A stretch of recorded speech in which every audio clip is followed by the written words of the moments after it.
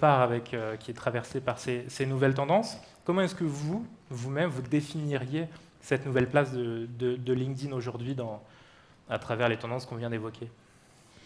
Alors, la place de LinkedIn, elle est en fait le résultat et l'évolution de la vision originelle de LinkedIn qui consiste à offrir ce qu'on appelle une opportunité économique à chaque professionnel, à chaque membre de la population active mondiale. Et par opportunité économique, en fait, on attend deux acceptions, celle qui s'adresse aux professionnels, et donc une opportunité de prise de parole, d'influence, de construction de communauté, de partage de connaissances, de construction de son réseau, et puis opportunité économique qui s'adresse également aux entreprises, aux organisations de toute taille.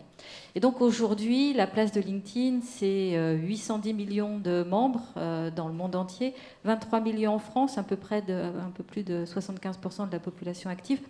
Et le fait que l'usage de LinkedIn fait maintenant partie du quotidien, de la pratique professionnelle de chacun des membres pour trois choses. Alors historiquement, la recherche d'emploi, évidemment, mais aussi et surtout maintenant la construction de son réseau d'une part et le partage de contenu. Ce qu'on observe, et c'est une tendance assez récente, c'est in fine, lorsqu'on parle de communauté, et c'est ce qui a été abordé dans les présentations précédentes, c'est la fusion des deux. La fusion de je construis mon réseau, je construis mon écosystème professionnel et je partage du contenu, j'en consomme toutes formes de contenu, des posts, les articles qui sont publiés par nos influenceurs. J'étais à la fois très fière et très reconnaissante d'être représentée par Michel-Édouard Leclerc pour LinkedIn, qui est l'un de nos influenceurs emblématiques pour la France. Et donc le partage de contenu dans mon réseau, la construction de mon réseau par le contenu, la fusion des deux, c'est bien ça, l'émergence des communautés de savoir aujourd'hui sur les plateformes. Et vous diriez que vos propres utilisateurs se sont réappropriés l'outil quelque part, l'ont poussé à son paroxysme? Alors, je dirais qu'effectivement, ils ont ancré l'usage de ce dialogue, de ce débat dans leur quotidien professionnel et qu'effectivement, on observe une volonté de débattre, de converser et que les entreprises ont construit la nécessité non plus d'avoir une parole on va dire, descendante ou univoque, mais de réellement construire une relation, de nourrir un débat, et c'est ce qu'attendent les membres sur LinkedIn, sur le fond, sur des sujets économiques, professionnels, financiers. Alors, on a évoqué depuis ce matin les tendances d'employés de Leader Advocacy. Et vous nous disiez en préparant cette interview que ça représentait un cercle vertueux en termes d'audience et d'impact. Comment est-ce que vous définiriez précisément ce cercle vertueux pour la plateforme? Alors, le cercle vertueux, il se nourrit on va dire, de trois grandes zones historiques qui maintenant sont totalement fongibles et le caractère vertueux se reflète dans les chiffres. Historiquement, il y avait effectivement une communication corporate institutionnelle, une communication produit et puis une communication plutôt à destination des employés ou des candidats.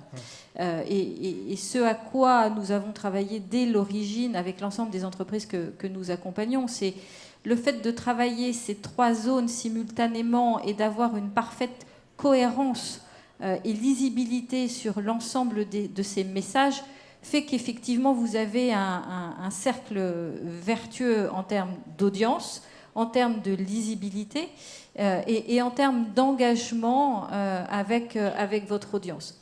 Et historiquement, on avait effectivement l'habitude de catégoriser les influenceurs ou en tout cas les personnes qui prenaient la parole selon quatre catégories, ceux qui prenaient plutôt la parole sur la marque, ceux qui prenaient plutôt la parole sur le produit, ceux qui prenaient la parole sur les valeurs ou bien sur les candidats.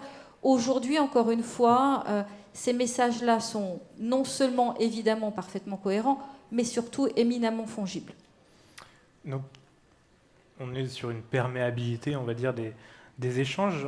Vous avez mis en place des outils, des nouvelles fonctionnalités pour répondre peut-être à cette nouvelle perméabilité, programme ambassadeur, des podcasts. Est-ce que vous pouvez nous en dire un peu plus et à quoi cela répond-il ? Alors, effectivement, il y a une richesse des outils que permet la technologie. Le fondement de l'utilisation, avant même l'utilisation des outils, le fondement de l'utilisation et de l'engagement d'un dialogue et de la construction, encore une fois, d'une relation et de la construction d'une communauté, que ce soit pour un leader, une entreprise ou l'ensemble des collaborateurs de l'entreprise, parce que sur LinkedIn, et on y viendra probablement sur l'avenir et les perspectives, mais notre propos, il est de considérer que tout professionnel est un créateur en puissance et a potentiellement la volonté et la capacité de créer du contenu. Donc notre propos, il est d'accompagner nos membres sur la création de ces contenus. Avant même l'utilisation des outils, ce qui est important, c'est l'utilisation de la donnée. Et aujourd'hui, la richesse de la donnée sur une plateforme telle que la nôtre permet deux choses. Évidemment, un ciblage extrêmement précis des audiences, et même si les audiences peuvent être extrêmement protéiformes et différentes selon les messages que l'entreprise, le dirigeant ou les collaborateurs de l'entreprise vont passer, mais aussi leur permet d'avoir un retour sur la force de leur message, la manière dont les messages sont passés, les outils à employer. Donc avant même les outils, la richesse et la puissance de la donnée est importante pour cibler l'audience d'une part et cibler le message d'autre part.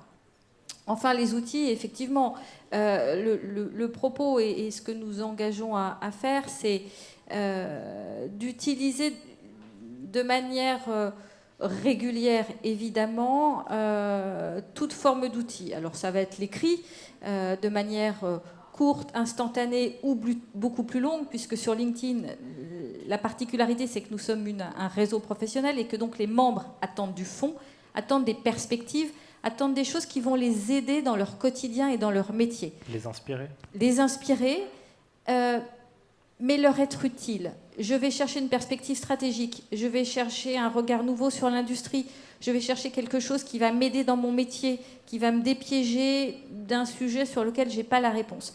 Ils attendent un partage de savoir. Donc on est vraiment sur du fond. Et pour passer ce fond, ça va être évidemment l'écrit, ça va être les événements en live, ça va être de manière assez récente les podcasts que nous venons d'annoncer sur les US pour l'instant en pilote. Et d'ailleurs, je vous invite à suivre certains des influenceurs US aujourd'hui qui testent la fonctionnalité podcast, qui est particulièrement intéressante. Alors demain, LinkedIn, qui aujourd'hui s'est un petit peu transformé, ça ressemblera à quoi ? Est-ce que ça va encore évoluer vers plus de personnel ou vous allez rester quand même un réseau professionnel ?